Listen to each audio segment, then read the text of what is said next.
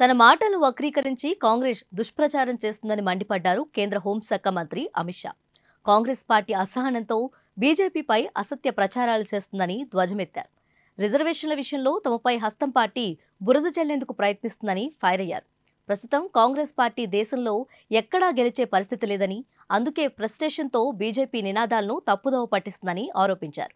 చివరికి అమేథీలో పోటీ చేసేందుకు కూడా కాంగ్రెస్ భయపడుతుందని అమిత్ షా ఎద్దేవా చేశారు.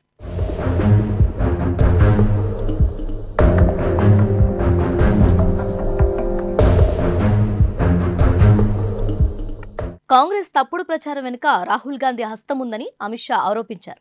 బీజేపీ అధికారంలో ఉన్నన్ని రోజులు రిజర్వేషన్లు రక్షిస్తుందని స్పష్టం చేశారు.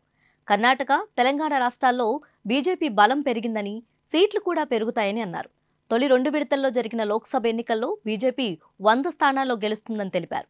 ఎవరెన్ని కుట్రలు చేసినా 400 సీట్లలో ఎన్డీఏ విజయం ఖాయమని, బంపర్ మెజారిటీతో మూడోసారి ప్రభుత్వాన్ని ఏర్పాటు చేస్తామని ధీమా వ్యక్తం చేశారు. లోక్సభ ఎన్నికల వేళ అమిత్ షాకు సంబంధించిన ఫేక్ వీడియోలు వైరల్ అయ్యాయి. ఇటీవల తెలంగాణలో జరిగిన ఎన్నికల ప్రచార కార్యక్రమంలో ప్రసంగించిన అమిత్ షా, బీజేపీ అధికారంలోకి వస్తే రాజ్యాంగ విరుద్ధమైన ముస్లిం రిజర్వేషన్లను రద్దు చేస్తామని ప్రకటించారు. ఎస్సీ, ఎస్టీ, ఓబీసీలకు చెందిన ఆ హక్కులను తిరిగి వారికే ఇచ్చేస్తామని హామీ ఇచ్చారు.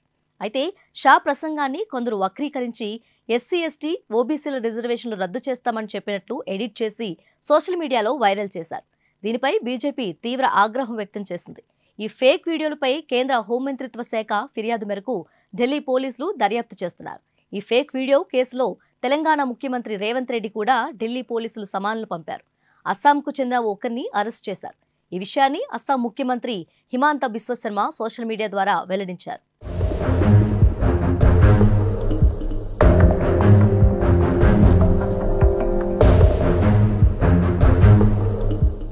ఇప్పటి వరకు లోక్సభ ఎన్నికలు 2 విడతల ఓటింగ్ పూర్తయింది.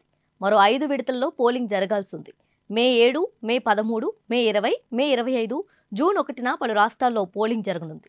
ఈ క్రమంలోనే ఇవాళ అస్సాంలో విలేకరుల సమావేశంలో అమిత్ షా విపక్షాల ఆరోపణలకు కౌంటర్ ఇచ్చారు. బీజేపీ గెలిస్తే రిజర్వేషన్లు రద్దు చేస్తారంటూ ప్రతిపక్షాలు దుష్ప్రచారం చేస్తున్నాయని మండిపడ్డారు. దేశ ప్రజల ఆశీస్సులతో కేంద్రంలో మరోసారి బీజేపీ ప్రభుత్వం ఏర్పాటు చేస్తుందని అమిత్ షా ధీమా వ్యక్తం చేశారు.